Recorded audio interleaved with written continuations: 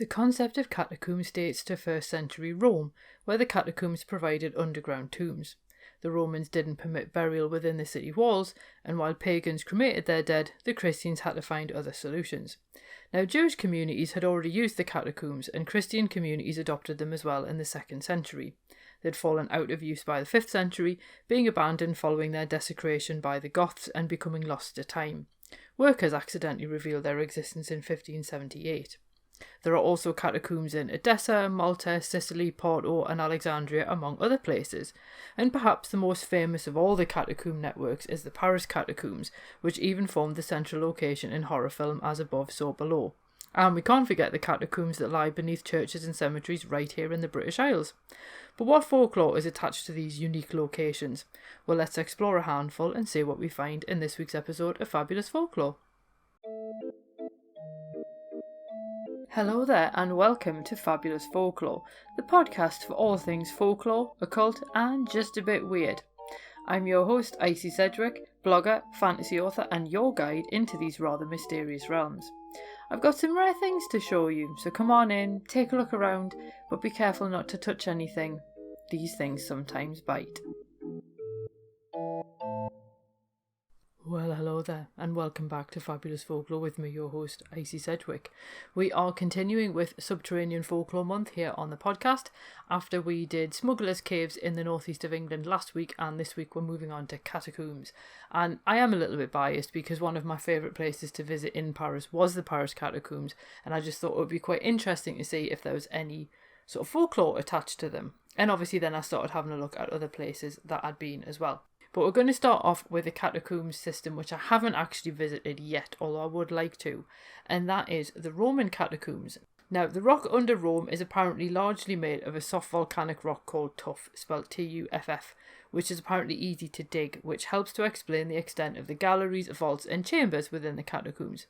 Now, originally catacombs would have been considered cemeteries, and Frank Corn explains that they were called cemeteria subterranea. You can figure out what that translates to.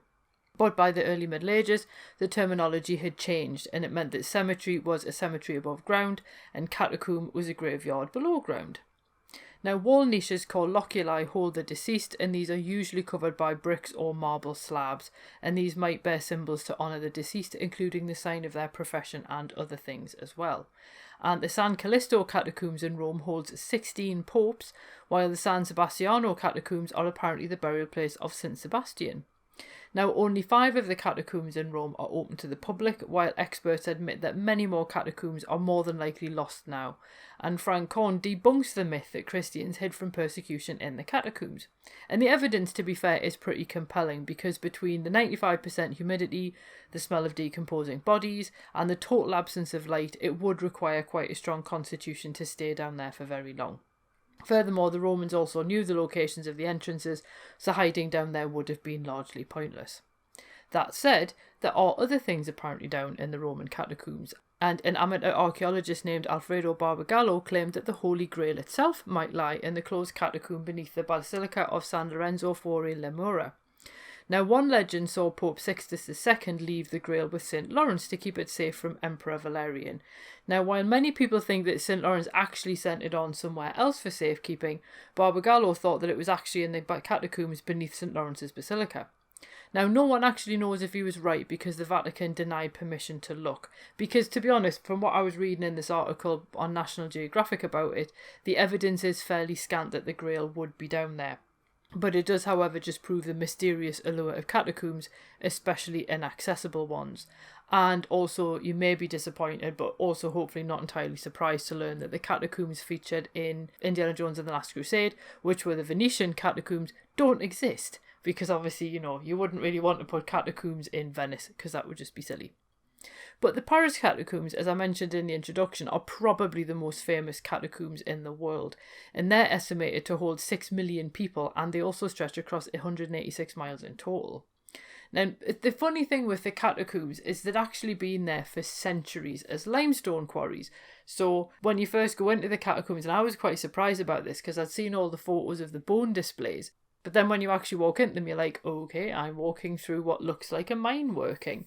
And it's essentially where, as I say, they quarried a lot of the limestone. And there's only part of it which is actually given over to be the ossuary. And the reason why any of it was given over to be the ossuary was because in 1763, Louis XV banned burials happening within the city because the city burial grounds were overflowing and causing a public health crisis. The church opposed the move, and it was only when heavy rains caused the Wall of Les Innocents to collapse and dump corpses into a neighbouring yard in 1780 that the authorities had to act. And they obviously decided, you know what, we can't keep burying people in these really, really overflowing graveyards. We'll have to put them somewhere else. So they decided that because they couldn't bury the dead in the city, they would bury the dead under the city instead. And these old lime quarries under the city seemed like the ideal solution. By 1786, they'd been consecrated for use as a burial ground, and by 1788, they'd actually finished moving the inhabitants from the Les Innocents to the quarries. Now, more cemeteries gave up their dead for the bones to be reinterred in the catacombs, and the catacombs did open to the public by appointment in 1809. And one of the things that is really interesting is the way that next to the displays, they do have these big sort of signs explaining which cemetery the bones were from. So they haven't just been thrown in there and, left to God and good neighbours. Like, there are at least associated with the cemeteries where they were originally laid to rest. Now, despite all this, most of the catacombs have actually been off limits to the general public since 1955, and in some places that is actually with good reason, because where the water table has risen under Paris, some of the old passages are actually now underwater, which would obviously make them quite dangerous to go swimming around in. But the part of the tunnels that's known as the Paris Catacombs that's open to visitors follows a 1.5 kilometre route. And like I say, it is worth seeing if you can. I mean, I went to see them in, I think it was 2014, and I stood in a queue for 4 hours to get in. That's how dedicated I am. And like I say, you go down this ridiculously tall spiral staircase to get to them. It's obviously nice and cool down there, which is lovely. And you do feel a weird sort of, I don't want to say atmosphere because that's not entirely true, but it does just feel really quite sad down there. And it was quite interesting that there was like me and another girl were obviously clearly on our own down there, and everybody else was in like pairs and groups and stuff. So me and her kind of had this weird unspoken agreement to keep each other in eye distance sort of at every opportunity. And it was quite funny because there was a bit where the bones kind of ended and then there was a gateway through to the next section. And there was an attendant sitting on a plastic seat, only I couldn't see him. And he sort of shouted, "Bonjour," as I went past. And of course, oh my God, I just about jumped out of my skin, didn't I? Because I wasn't expecting to suddenly hear someone saying hello. So that was quite an unnecessary shock. But there is one thing that I love about this, and that's the fact that there is actually a name for people who love, study or explore the Paris catacombs, and that's a cataphile. We are going to come across this word in the next couple of stories because we're going to get on to urban legends in the Paris catacombs. Because tales of people lost in the catacombs aren't actually new, because Gaston Leroux, he who wrote Phantom of the Opera, also wrote a novel called The Double Life in 1903, in which the two heroes of the novel get lost in the quarry tunnels. Eventually, they actually spot light up ahead and find their way into the ossuary where a concert was being held, and then thus are able to find their way back out again. Now, this particular concert actually happened in 1897, and it was so famous that Leroux actually wrote it into his novel. But all the stories don't end necessarily in the same way. And one of the particularly famous stories is that of the abandoned video camera. And this is an urban legend from, and I say 1990s, but a group of cataphiles found a video camera on the floor in the ossuary, only there was no owner nearby.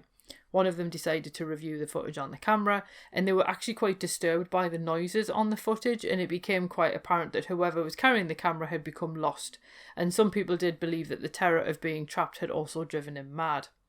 Now, the video ended when the man dropped the camera, but no one knows who he was or indeed what happened to him, and several websites theorised that it then went on to inspire As Above, So Below. Now, part of me was like, was it made up to promote the film? But one website said it happened in the 1990s and another said it was 2009. So it's one of those kind of things where it's difficult to really know when this happened because of a lot of the details around it are quite vague.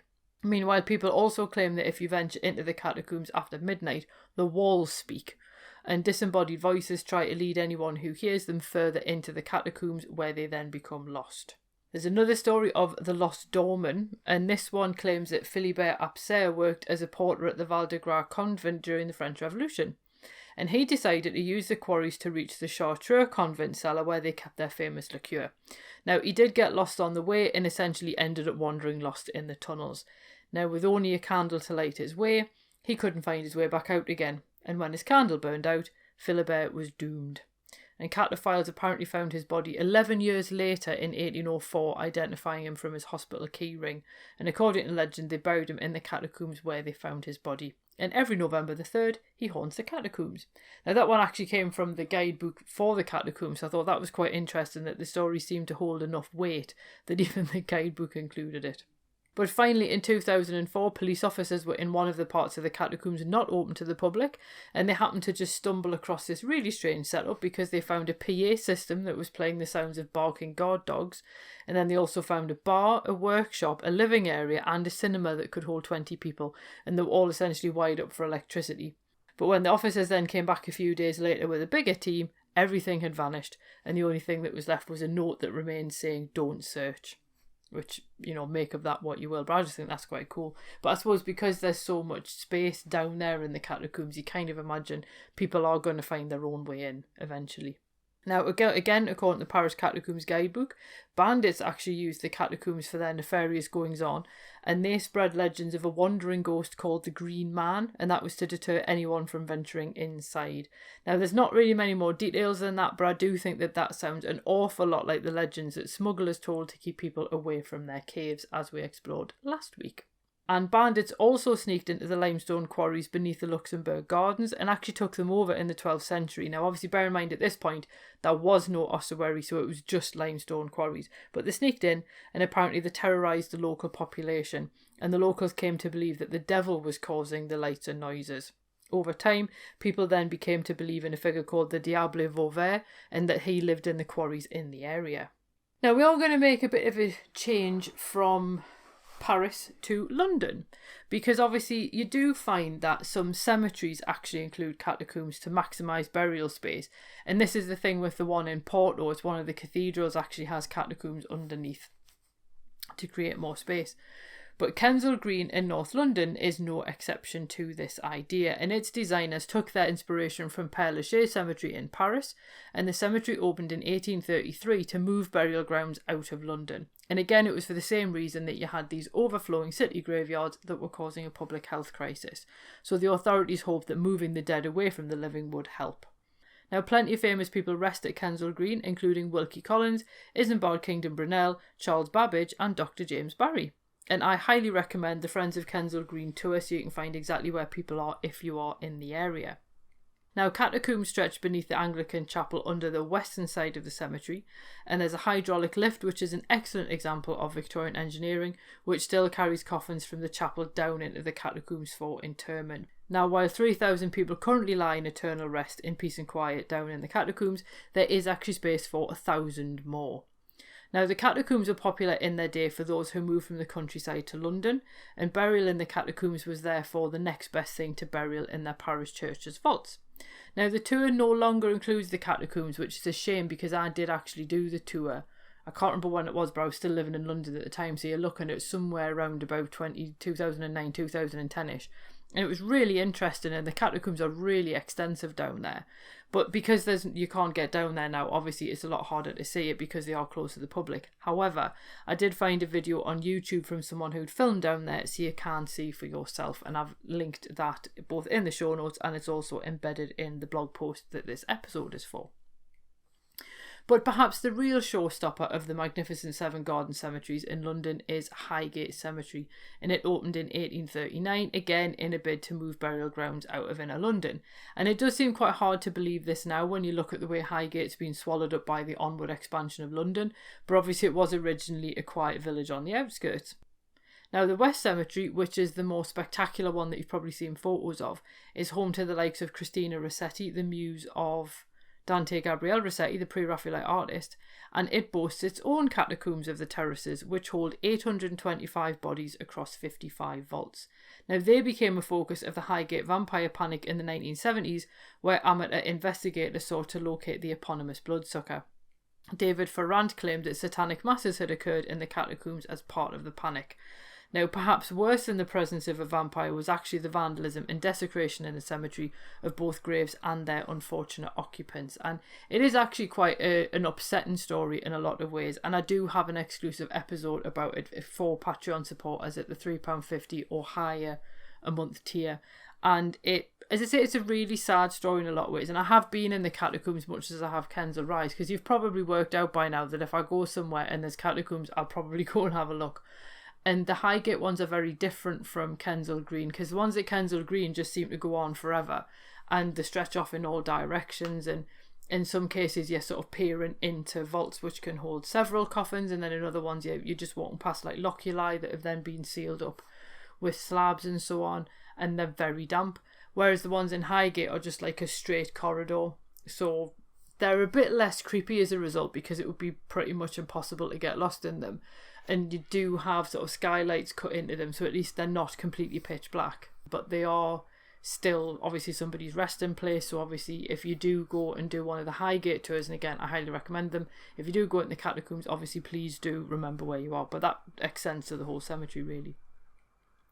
So what do we actually make of these catacombs? Well, I think, like I say about catacombs, I tend to find them desperately sad rather than creepy. And I think in a lot of ways it's purely because of the fact that you're around somebody's final burial place. And I guess in some ways with the catacombs, particularly in the London cemeteries, because they are used in the same sense that the Roman ones were, that they are final burial place, that someone was intended to be put there, they do have a slightly different feel to the ones in Paris, which obviously are a lot more like, well, these are just piles of bones because this is what was left of the individual. So those particular inhabitants didn't exactly plan to be put in there, and their families didn't plan to put them in there, so it does have a slightly different feel as a result. But I think that it's that creepy reputation that then makes it easy for folklore and ghost tales and urban legends to become attached to them. And I think that in some ways it's the same reason that people dare each other to venture into cemeteries at night. People are hoping that something's going to happen. But it is quite interesting how ultimately there's actually quite a lack of folklore associated with these places, compared to what you would expect.